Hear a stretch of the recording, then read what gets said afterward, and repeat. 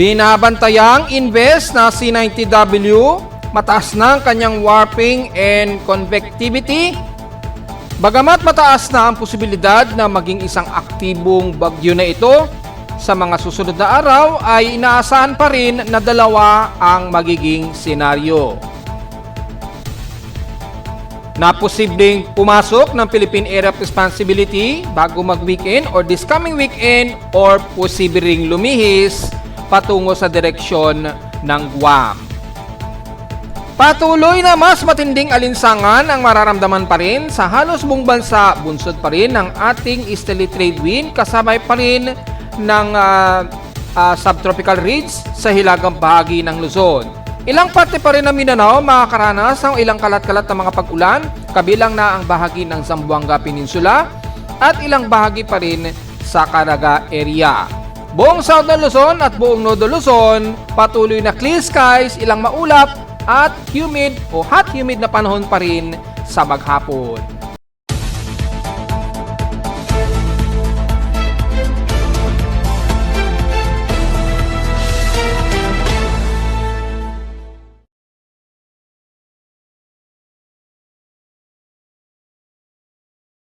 Hello, good morning mga folks. Welcome po muli sa ating Daily Weather Bulletin at Analysis para sa araw ng Miyerkules, April 8, 2026. Ang oras sa ating Boss Mike may maga ay alas 11:24 na o 25 na ng magtatanghaling tapa.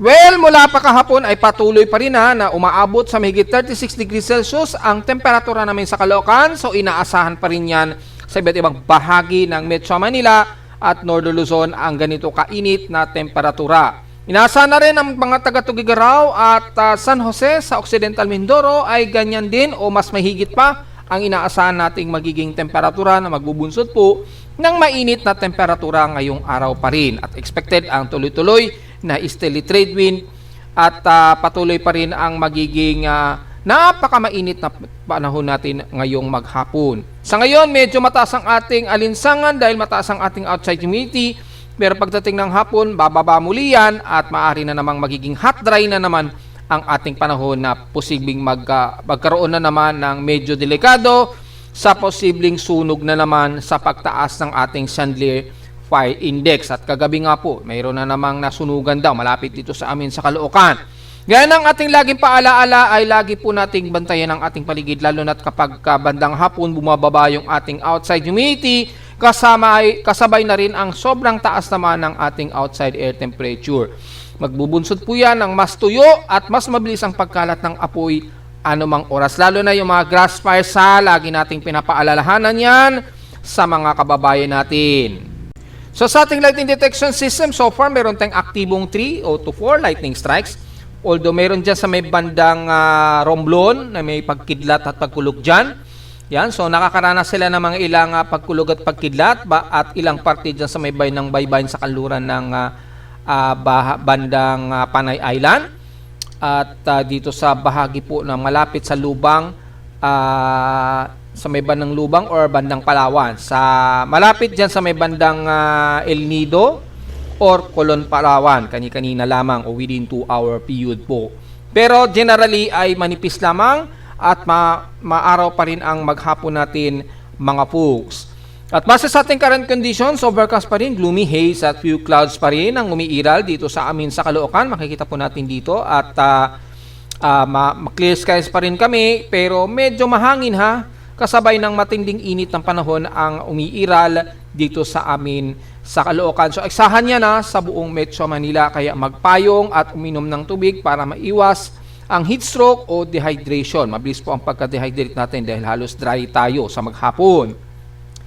Sa lawas sa operasyon na netala na weather station, kaninang 5:10 AM, nakagtala pa rin kami ng almost stationary na 26.5 degrees Celsius.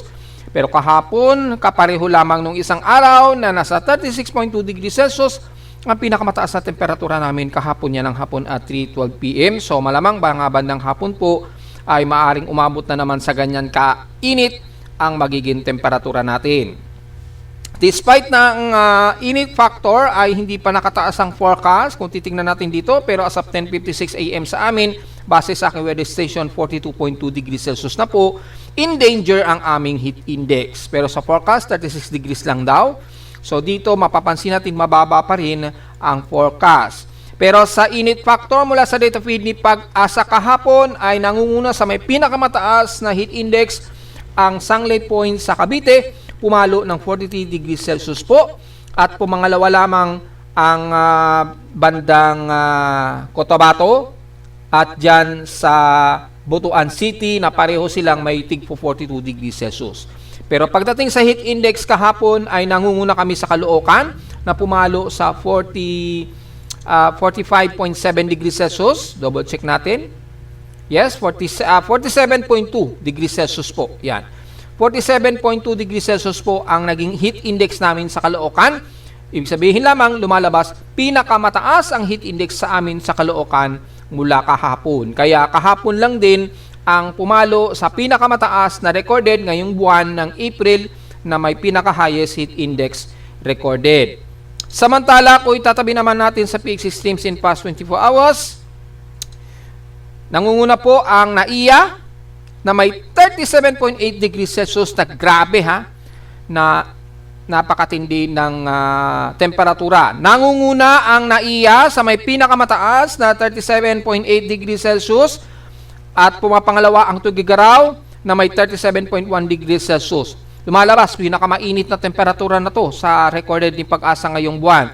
So, nahigitan pa kami sa Caloocan dahil sa amin sa Caloocan, 36.2 degrees Celsius lamang ang pinaka-highest air temperature. So, nangunguna ang NAIA sa may 37.8 degrees Celsius na may pinakamainit na temperatura ayon dito sa OGMET recording data feed sa ating webpage. Yan. Then, pumapangatlo lamang kami sa Caloocan na may 36.2 and then kasunod na po ang Sunlight Point na may 35.8 degrees Celsius. Sobrang init po ito Grabe Grabing init po. So, ganun na lamang kung bakit napakainit ng temperatura natin sa Metro Manila na umaabot sa 36 to 37. Dito nga halos magta 38 degrees Celsius dito sa NAIA. Grabe pong init niyan. Kaya ingat po sa mga kababayan natin, maiwasan po ang heat stroke. Sa bahagi naman ng Baguio, sa lowest temperature naman, balik sa 17 degrees Celsius, ang pinaka-lowest temperature sa bansa.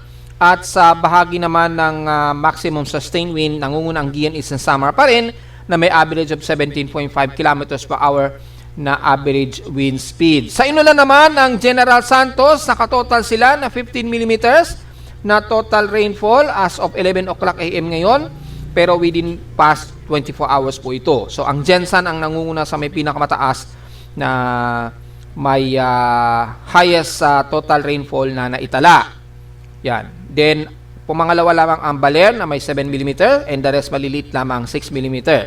So, sa bandang Mindanao talaga ang aasahan natin na medyo may mataas na tsansa na mga isolated rain showers.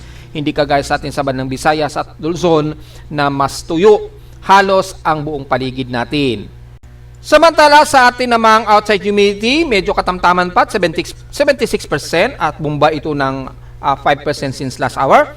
Mataas pa rin ang atmospheric pressure natin. Epekto yan ng subtropical ridge at 1,010 hectopascals and steady ito since last hour. Pa-high tide pa lamang po tayo. Again, pinakamataas po, 1 meter ang taas ng ating sea level ngayon. Bagamat mababa naman ang ating alon, ingat na lamang po sa mga lalangoy dahil malalim po ang level ng ating karagatan pagdating po ng mga alauna ngayong hapon. So ingat po mga folks, at sa ating air quality na natiling moderate po ang ating index at 87 moderate index. Magmas pa rin po tayo lalo na madalas nakakaamoy tayo ng parang amoy sunog ng dahon or amoy kuryente. So, ingat po at suriin po natin yung mga paligid. Baka mayroong nag-overheat po dyan o umiinit na mga kuryente, mga kable ng kuryente dahil sa overloading. Pakicheck na lamang po para iwas sa sunog. Sa atin namang almanak, sumikat ang haring araw kaninang 5:46 AM at lulubog po ito mamayang 6:09 PM. At ang ating warning gibbous na po at 69% illuminated. Anyway, yung Artemis 2 pabalik na sa Earth. Nakaikot na sila sa buwan kahapon.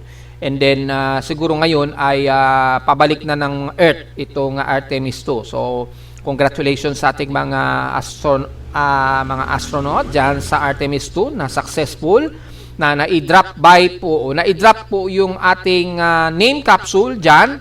Actually, meron tayong name capsule na isinend dyan sa Artemis 2 last year po yan dahil nag-open po sila ng pagkakataon na pwedeng ilagay nyo po yung pangalan ninyo doon sa Artemis 2. Ire-record po yan sa, ewan ko saan nila ilalagay yan sa isang capsule. And then pag passing by po ng Artemis 2 ay idadrop o ihuhulog po nila yung parang capsule dyan o parang mini capsule dyan sa dark side ng moon.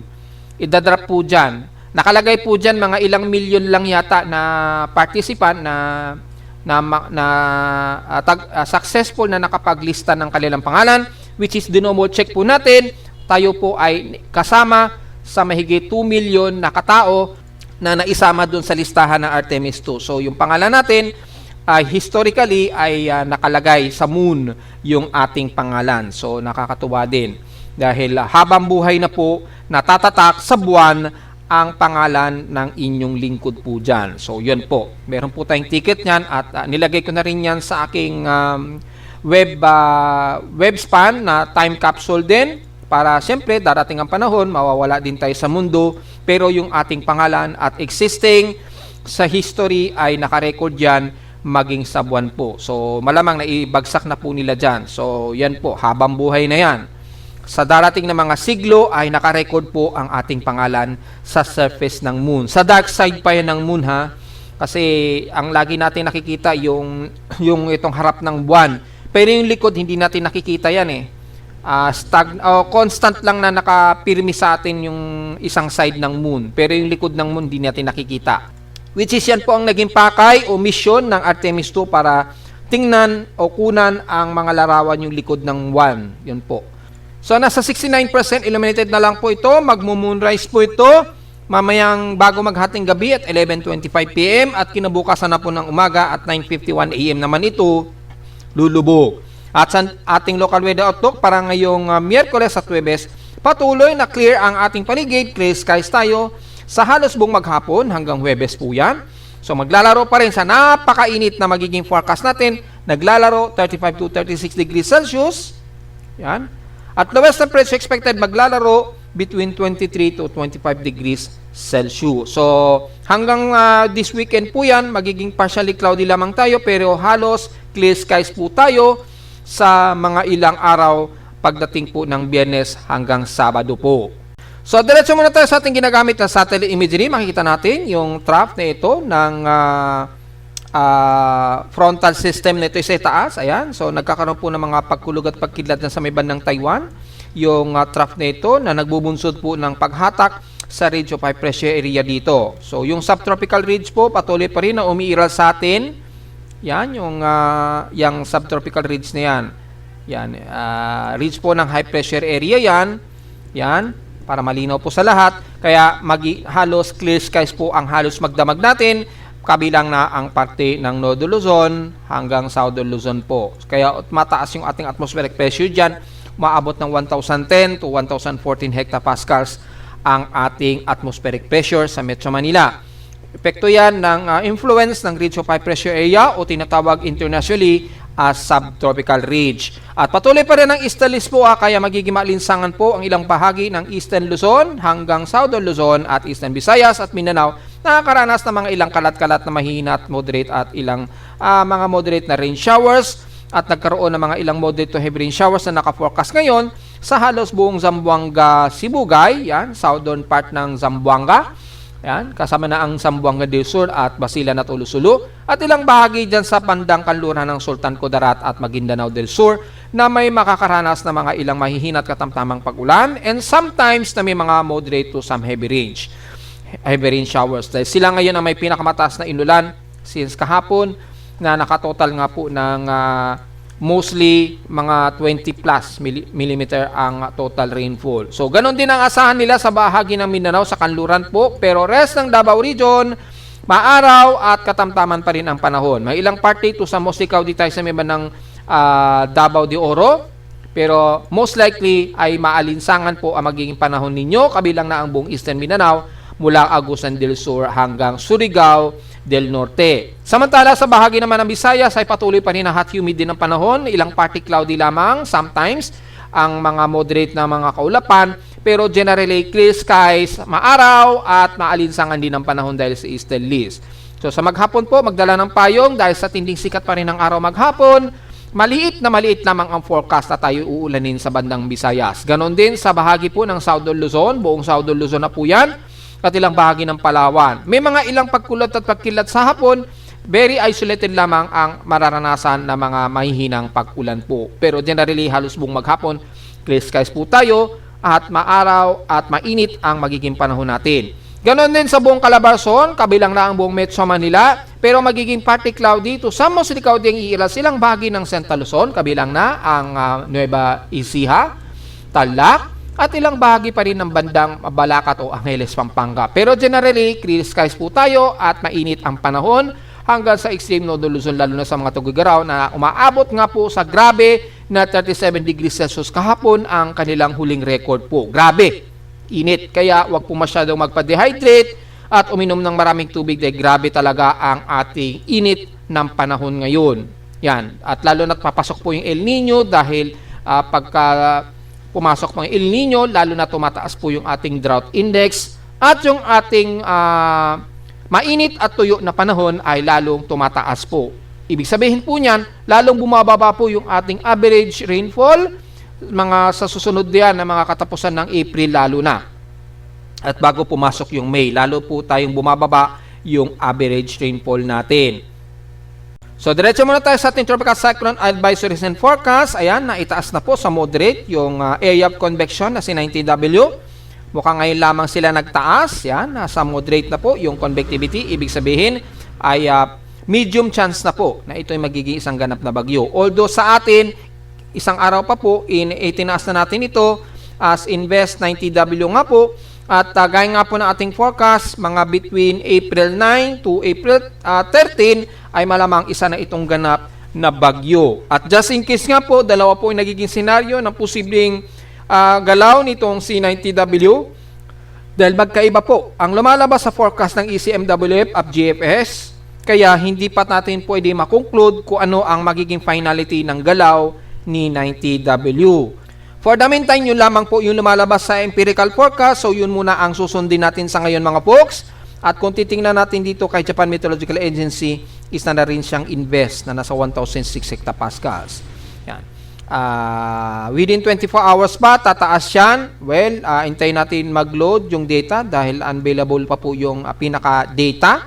Pero malinaw naman po mga folks ay malamang sa susunod na 24 oras or baka sa susunod 48 hours or within ay maaring itaas yan as tropical cyclone na natatawagin internationally na Sinlaku. Magiging international name Sinlaku yan just in case maging tropical depression na yan. Yan. So Sinlaku po yung magiging international name niya na para sa kaalaman natin mga folks. Pero habang hindi pa ito nagiging ganap na bagyo, ay makikita po natin ay nanatiling mababa pa yung kanyang probability dahil wala pa pong empirical ng ensemble forecast dito. Yan, yung iba, yan, may super typhoon na ito sa may bandang Papua New Guinea. Pero sa Western Pacific natin, kay 90W, wala pa pong initial forecast para rito. Pero kung titingnan natin sa available data mula sa Weather Nerds, courtesy sa kanila, makita natin dalawa pa rin ang magiging senaryo na kilos nitong si 90W. Bakit nga po nagiging dalawa? Well, malaki kasi ang nagiging role o crucial po ng ridge o high pressure area o yung subtropical ridge na humaharang dito sa kanya, yung subtropical ridge, kaya nagkakaroon ng dalawang senaryo. Dito, kagaya na lamang kay GFS, agresibo po yung forecast niya na maaring mas mababa yung trajectory, kakanluran ito, then magno-northwestward daw. Sa nagtatanong, maglalandfall ba ito sa Pilipinas? Sa ngayon, base sa latest natin na empirical at ensemble forecast ng iba't ibang weather agencies, sa ngayon wala pa tayong nakikitaan na ito ay tatama sa anumang malalaking kalupaan ng Luzon maging Bicol region. Kasi may mga Bicolano tayong nagtatanong kung maaari ba itong tumama. Sa ngayon, maliit pa po dahil kung titingnan po natin yung pinaka-mean track ay malayo pa ito sa anumang kalupaan ng bansa. At mapapansin natin dito nga po in 192-hour period time, ay hihilagang kanluran nito at makikita po yung direction niya, halos mimintis siya. Halos lalapit lang siya dito sa silangan ng Nodo Luzon, pero hindi ito nakikitaan at magta-touchdown o didikit sa anumang malalaking kalupaan ng Luzon sa ngayon. Kaya hindi pa natin pwedeng ma-conclude na kung tatama o magkakaroon ito ng landfall scenario. Sa ngayon, ito pa lamang kasi ang ensemble forecast ni GFS at ito naman yung forecast ensemble ni ECMWF. Kung makikita po natin dito, napakahilaw pa ng kanyang development forecast ng ensemble. Napaka-erratic pa. Very erratic pa yung galaw niya. Although kay ECMWF, medyo erratic din ang forecast niya dahil may mga pagkakataon na mas mababa yung trajectory niya, yung kanyang steering, at minsan naman mayroon namang masyado namang stiff northwest ang magiging galaw niya. Yan, magiging sobrang tarik ang magiging kilos niya, yan, magiging sobrang tarik.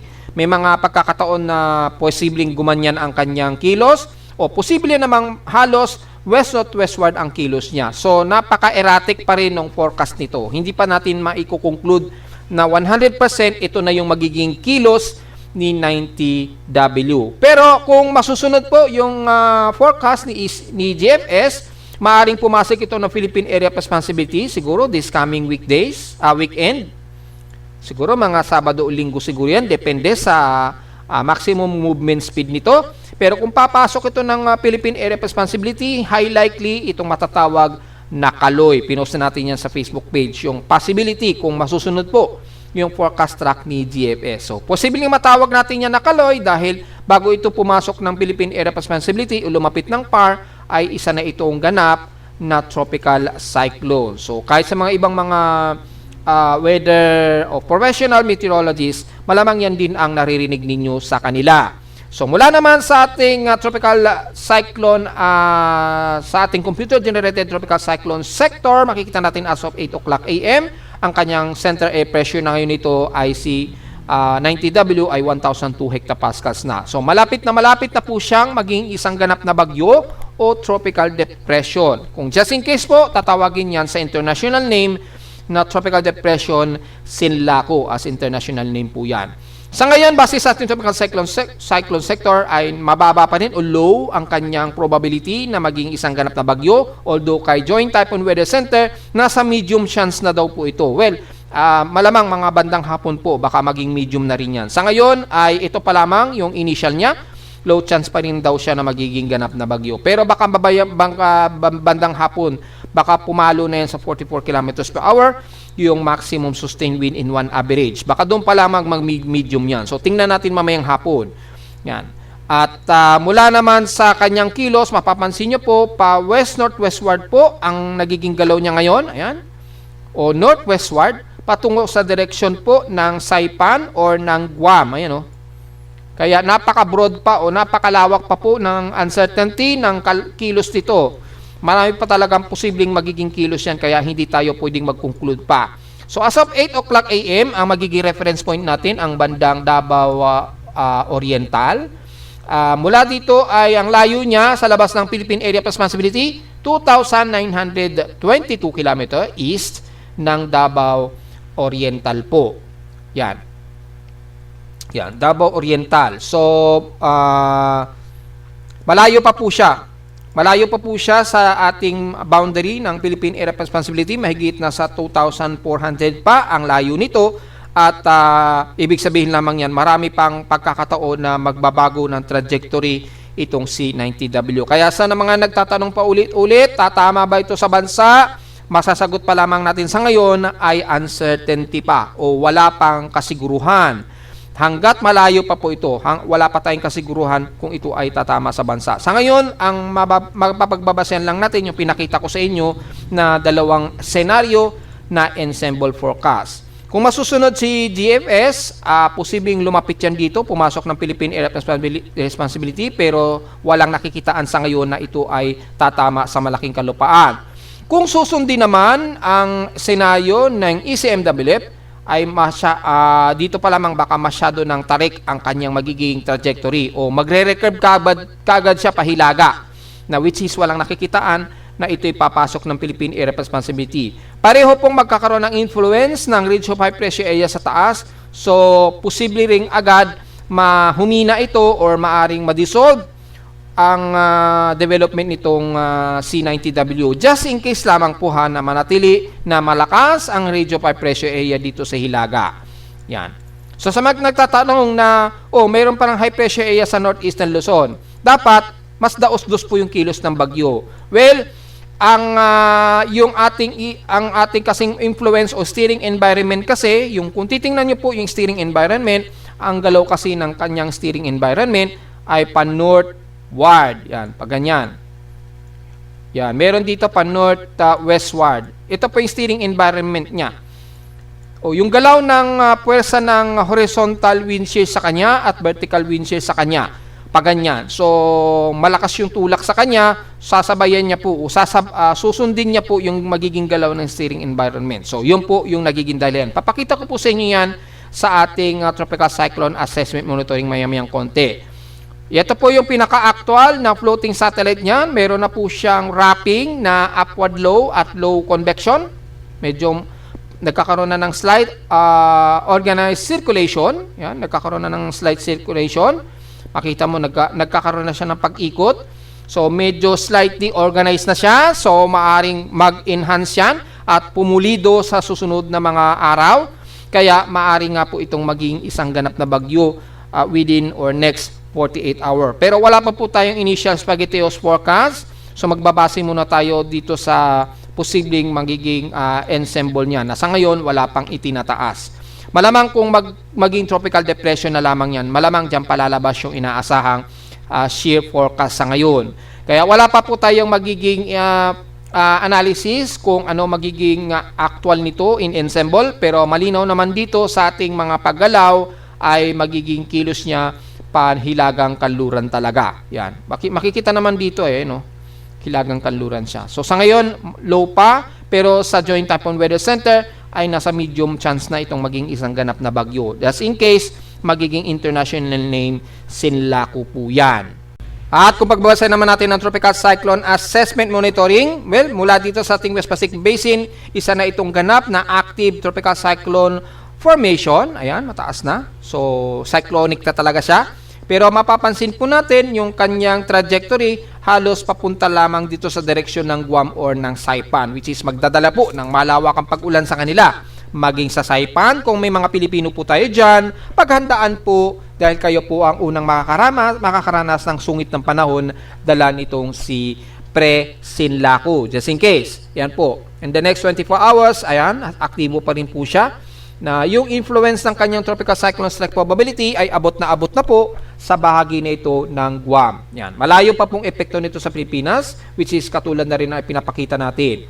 Nagbago na rin ang forecast ng Global Traffic Hazard Outlook. Makikita natin, starting April 15 to 21 ay nawala na po yung forecast nitong si 90W. So, bakit inalis ka agad? Posibleng mag-15, baka isa na po itong remnant low na lamang.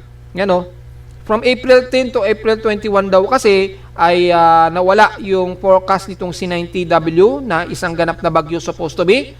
Baka bago mag-15 ay baka maging remnant low na lamang kagad. Kaya nga po, hindi tayo pwedeng mag-conclude pa na kung ito ay lalapit sa atin sa bansa sa ngayon. Ayan, magbabase lamang kasi talaga muna tayo sa ensemble forecast ng mga iba't ibang weather agencies, gaya ni SMWF GFS, which is kung ano lamang yung initial na pinapakita nila, malamang yun lang muna ang magiging basihan natin sa ngayon. Kaya hindi tayo pwedeng magsabi kaagad na magiging super bagyo ba ito, tropical storm. Sa ngayon, hindi pa. Dahil may mga consider po tayong tinitingnan, kagaya na lamang ng easterlies at malakas na ridge of high pressure area. Mula naman sa ating global spectral model, makikita natin ay pulido ang circulation niya at napaka-uncertainty din ng kanyang kilos. Pero dito mapapansin nyo, halos kahalintulad sa magiging kilos ng GFS. Yan, Pahilagang Kanluran din. Yan. Ang forecast extension na ito hanggang April 13. Yan, hanggang April 13 po yung extended forecast niya. Nandito na yan sa bahagi po ng Guam, sa karagatan ng Guam, na makakaranas sila ng malawakang pag-ulan. Sa mean sea level pressure, isa na po itong ganap na bagyo. So, probably ay starting April 9, baka bukas, or within next 24 or 48-hour period. Ayan. So baka within 48 hours po bago mag-April 10 or eksakto April 10 ng Biyernes ay maaari itong maging isang ganap na bagyo na. Ayan o. Ayan, i-rewind natin. So bigla itong nag 1001, mga April 10 na po. Ayan. So siguro mga gabi yan sa atin siguro sa Pilipinas. Hapon o gabi na pwedeng itaas as tropical depression niya. So baka kung hindi within 24 hours or baka sa loob ng 48 hours ay posible na itong maging ganap na bagyo o tropical depression. Alam naman natin si Japan Meteorological Agency unang nagtataas yan, di ba, ng kanilang kategory.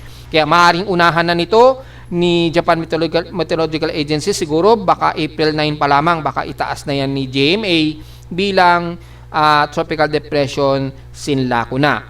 Then makikita po natin ay kikilos nga po ito pa northwestward at lalapit muna ito sa bandang Guam by April 13 or siyempre mga ano na yon, next Monday na, mga Monday o Tuesday na. Yan, i-animate po natin. Ito po yung extended forecast niya. So yan, mga April 12 or 13, nariyan na yan sa may bandang Guam, halos malapit na ito sa boundary ng PAR natin. So makakaapekto ang pag-ulan sa bandang Saipan po, Mariana Islands, Guam at Palau, yung outer trough niyan. Base na lamang dito sa ating initial mean sea level pressure ayon sa data feed ng GMA process ng Pag-asa. Yan sa official po yan mismo nanggagaling. At sa mga computer models naman ay ganun din yung forecast na pinakita ko sa inyo kanina. Ito po yung halos mas kanluran po ang kilos niya ayon kay GFS. Pero sa ngayon wala tayong nakikitaan na lalandfall sa anumang kalupaan o malaking kalupaan ng Luzon sa ngayon. Depende yan sa magiging trajectory niyan ahead of April 13 to 15 siguro. So malalaman natin. Kasi kay ECMWF, although dito makikita natin ay probably tropical depression na siya bago lumapit ng Guam, pero medyo hilaw pa ang kanyang tropical wave niya. Yan, medyo staggering pa or medyo hirap pa ang kanyang pag-develop dito ayon sa forecast ni ECMWF. Pero dito halos pa northward na kaagad ang kilos niya o northwestward na halos hindi ito papasok ng Philippine Area of Responsibility. So napakalayo compared kay GFS po dun sa forecast nila. Yan dito pasok talaga siya ng PAR. Kung titingnan natin anong araw siya ang posibleng pumasok ng PAR ay nasa natin mga April 13 or April 14 po yan. Yan. Siguro mga April 14, siguro April 14 or April 15. Pagitan yan. Depende kasi yan sa bilis ng kanyang kilos. Sa boundary ng Palau, makikita po natin dito halos dito pasok na siya sa Philippine Area of Responsibility. So, just in case, naging tropical depression yan bago pumasok ng PAR, then pagkapasok yan ng A15 o A14, malamang ay isa na itong si Kaloy. So, yan po. So, sa ngayon ay tututukan natin itong maigi dahil hindi pa talaga nagtutugma yung forecast ni ECMWF at GFS. At ang makikita lang natin sa ngayon dito ay halos magkapareho sila ng forecast track ni Japan Meteorological Agency at ni GFS except ECMWF. So, tingnan natin ha. Very erratic pa talaga at hindi tayo talaga pwede makapagbigay pa ng conclusionary report na kung ito ba talaga ay lalapit o tatama sa malaking kalupaan ng Luzon. Obserbahan pa natin yan until this weekend pa. Doon talaga natin makukumpirma yan. Dahil marami-rami pang mga senaryo ang maaring mangyari dito dahil maaring bigla itong pahinain agad ng subtropical ridge anytime. Pag lagpas nito ng Guam, dyan po magkakaalaman. So marami pang mga senaryo ang maaring mangyari kay 90W mga folks. Yan. So, malinaw po yan mga folks at mag-update tayo time to time. Sa strike probability naman natin, makikita natin ay very active na po siya bilang isang active na low pressure area in T168-hour period. Wala dito sa ating ginagamit ng extended o long range forecast ni ECMWF, including ng kanyang tropical cyclone strike probability o yung maapektuang area. Yan. So mapapansin natin dito halos bandang Guam pa lamang maapektuhan ito, ayun wala masyado sa Pilipinas sa ngayon. Tapos dito, medyo na-reduce yung kanyang intensity. Bumaba na lamang ito sa halos 40 to 50%. Yan. So, napaka-erratic pa talaga nung kanyang forecast track. Ito po yung latest, between April 6 to April 13. Pero between April 13 to April 20, yan.